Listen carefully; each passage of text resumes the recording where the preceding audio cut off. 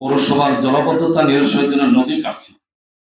নদী কিন্তু কাটার ক্ষেত্রে আমরা প্রথমবার বাধাগ্রস্ত হয়েছি, দ্বিতীয়বার বাধাগ্রস্ত হওয়ার পরে সেখানে গিয়ে প্রশাসনের সঙ্গে আমরা রাজনৈতিক নেতৃবৃন্দ, ওই এলাকার যারা স্থপতি বসবাস করছেন, যাদেরকে আমরা কি বলি আদর্শ গ্রাম বলি অথবা গুচ্ছ গ্রাম বলি, এই নাগরিক বসবাস করার ক্ষেত্রে তারা কিন্তু এমনি এমনি কেউ বসে নাই।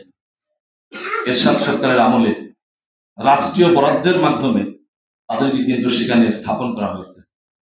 নদী কাটতে গিয়ে ওরা যদি কষ্ট পায়, ওদের বাড়িঘর যদি ভাঙ্গা পড়ে, তাহলে এটা হবে নিয়মতান্ত্রিক রুলসে বৈধ, কিন্তু বিগত সময়ের সরকারের বৈধ স্থাপনের কারণে তারা যেখানে আছে সেখানে তাদের জন্য এটা হবে একটা কষ্টের কারণ।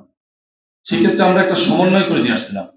আমি ইউনো মহোদয়, এসএল মহোদয়কে স্মরণ প্রায় দিয়ে নোট রাখার জন্য অনুরোধ করছি। কথা ছিল যাদের ভাঙ্গা পড়ছে, ক্ষতিগ্রস্ত হচ্ছে একদম নদীর পাড় দিয়ে, এই গরিব অসহায় দিনমজুর মানুষগুলো লোভের কারণে হোক বা স্বভাব কারণে হোক একটু নদীর দিকে আসছে, ভালো কথা।